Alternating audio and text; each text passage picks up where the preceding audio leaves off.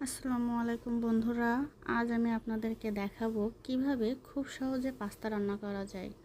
ঘরে থাকা উপকরণ দিয়ে আমি পাস্তা রান্না করেছি এবং রেস্টুরেন্টের মতোই স্বাদ হয়েছে। তবে চলেন দেখা যাক, আপনাদেরকে দেখিয়ে দেই কিভাবে খুব সহজে ঘরে থাকা উপকরণ দিয়ে পাস্তা রান্না করা যায়। আমি প্রথমেই এখানে বিভিন্ন ধরনের পাস্তা নিয়েছি। দেখেন এখানে 3-4 রকমের পাস্তা আছে। আপনারা চাইলে আলাদা আলাদা পাস্তা রান্না করতে পারেন, তবে এখানে একসাথে সবগুলো নিলে দেখতেও সুন্দর লাগে এবং খেতেও অনেক ভালো লাগবে। এজন্য আমি সব একসাথে নিয়ে নিচ্ছি।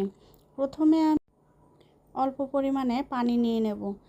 এখানে পানিতে আমি লবণ, একটু হলুদ দিয়ে পানিটা বেশ গরম করে নেব, কারণ এগুলো আগে থেকে আমি হলুদ দিয়েছি, কারণ আমি পাস্তায় পরবর্তীতে কোনো হলুদ দেব না।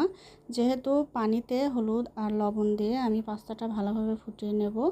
তো দেখেন আমি পানিটা গরম হয়ে গেছে, সেখানে আমি পাস্তা দিয়ে দিয়েছি এবং এই পাস্তাটা ভালোভাবে নাড়াচাড়া দিয়ে দেখবেন যেন ভেঙে না যায়। পরে আমি পানিটা বলক তোলার জন্য একটি ঢাকনা দিয়ে ঢেকে দেব। এখানে আমি 2-3 মিনিট পরেই দেখেন ঢাকনাটা উঠাই নিয়েছি। এখানে সবগুলো কিন্তু সিদ্ধ হয়ে গেছে, তবে বেশি সিদ্ধ করা যাবে না। বেশি সিদ্ধ হয়ে গেলে কিন্তু আমার ভাজার সময় পাস্তাটা ভেঙে যেতে পারে। পরে আমি এখানে আলু, ক্যাপসিকাম, মাংস, পেঁয়াজ এবং কাঁচামরিচ নিয়েছি। এগুলো আমি সাইজ করে কেটে নিয়েছি, ছোট ছোট করে সাইজে কেটেছি এবং এগুলো দেখতেও সুন্দর লাগবে যার জন্য। এখানে আমি সিদ্ধ করে রাখা পাস্তাগুলো ভালোভাবে ঠান্ডা পানি দিয়ে আবার পুনরায় ধুয়ে নিয়েছি। এভাবে ধুয়ে না নিলে এগুলো দলা হয়ে যাবে, তখন ভাজতে সমস্যা হবে। আপনারাও ধুয়ে নেবেন। পরে আমি একটি কড়াইতে তেল দিয়েছি। এই তেলটা গরম হয়ে গেলে আমি এখানে পেঁয়াজ কুচি দিয়ে দেবো। পেঁয়াজ কুচিগুলো সবগুলোই তেলে দিয়ে ভালোভাবে নাড়াচাড়া করে হালকা ভেজে নেব। তারপরে আমি এখানে ক্যাপসিকামগুলো দিয়ে দেব। ক্যাপসিকামগুলো দিয়ে ভাজবো। তারপরে আবার এখানে আলুগুলো দিয়ে দেব। এগুলো সবগুলোই ভালোভাবে ভেজে নেব। সিদ্ধ হওয়া পর্যন্ত আমরা অপেক্ষা করব। দেখেন এখানে ভালোভাবে ভাজতেছি। এখন তারপরে আমি দিয়ে দেব 1 চামচ, অবশ্যই 1 চামচ নয়, এখানে অল্প পরিমাণে লবণ দেব, কারণ ওখানে লবণ দিয়ে আগে সিদ্ধ করা হয়েছে। তারপরে আমি মাংসের টুকরাগুলো দিয়ে দেব, দিয়ে এগুলো ভালোভাবে ভেজে নেব। তারপরে আমি দিয়ে দেব কাঁচামরিচগুলো। এই সবগুলো কিন্তু ভালোভাবেই ভেজে নেব। দেখেন আমি এখানে কিভাবে ভাজতেছি। পরে এখানে আমি 1 চামচ আদা বাটা দিয়ে দেব এবং 1 চামচ রসুন বাটা দিয়ে দেব।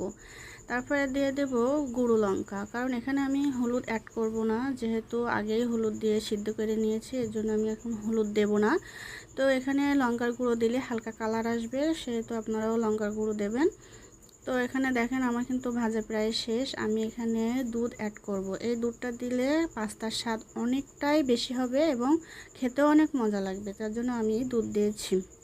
এবং এখানে একটু গরম মশলার গুঁড়োও দিয়ে দেব, যাতে ঘ্রাণটা ভালোভাবে আসে। তো তারপরে এগুলো দেখেন ভালোভাবে কিন্তু সিদ্ধ হয়ে গেছে। আপনারাও এভাবে সিদ্ধ করে নেবেন, যাতে ওই যে উপকরণগুলো যেন কাঁচা না থাকে। পরে আমি এখানে এই পাস্তাগুলো ঢেলে দিয়ে ভালোভাবে নাড়াচাড়া করে নিব এবং আস্তে আস্তে নাড়াচাড়া করে নেব, কারণ এগুলো যেন ভেঙে না যায়, সেদিকেও আমার সতর্ক থাকতে হবে। আপনারাও এভাবে নাড়াচাড়া করবেন যাতে ভেঙে না যায়। দেখেন এগুলো কিন্তু আস্তে আস্তে আছে এবং সেইভাবেই আমি নাড়াচাড়া করে নিব এবং এগুলো মশলাগুলো ভালোভাবে পাস্তার ভিতরেই মিশিয়ে নেব। এবং এখানে দেখেন পাস্তাগুলো কিন্তু সিদ্ধ হয়ে গেছে। এখন আমি এর সাথে অ্যাড করব সস। এখানে আমি কোটাই সস ব্যবহার করতেছি, আপনারা চাইলেও এটা অপশনাল রাখতে পারেন, না দিলেও কোনো সমস্যা নেই। পাস্তাটার ভিতরে এই সসটা দিলে পাস্তার স্বাদটা অনেকখানি বেড়ে যায় এবং এখানে সসটা দিলে খেতেও অনেক ভালো লাগবে। আপনারা চাইলে দিতে পারেন, না চাইলেও কোনো ব্যাপার নেই। তো এখানে আমি সসটা দেওয়ার পরে ভালো নেড়ে চেড়ে নিচ্ছি এবং এখানে কিন্তু আমার রান্না প্রায় শেষ, কারণ আমার পাস্তাটাও সিদ্ধ হয়ে গেছে, রান্নাটাও কমপ্লিট। এখন দেখেন এভাবে আপনারা একবার হলেও পাস্তা রান্না করে দেখবেন, খুবই মজা লাগবে। এখন আমি পরিবেশন করব।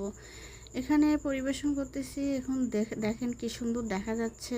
এটা কিন্তু খেতেও অনেক ভালো লাগবে। আপনারা চাইলে এভাবে বাচ্চাদের টিফিনে বা বিকালের নাস্তায় এভাবে পাস্তা রান্না করে খেতে পারেন। দেখেন আমি কিন্তু বেশি কিছুই ব্যবহার করিনি, এখানে ঘরে থাকাই সব কিছু উপকরণ দিয়েই রান্না করেছি। আপনারা চাইলে একবার ট্রাই করে দেখবেন, খুব ভালো লাগবে আমি আশা করছি। আপনারা একবার হলেও এটা ট্রাই করবেন, দেখবেন সবারই খুবই ভালো লাগবে। সুস্থ থাকুন, ভালো থাকুন। আল্লাহ।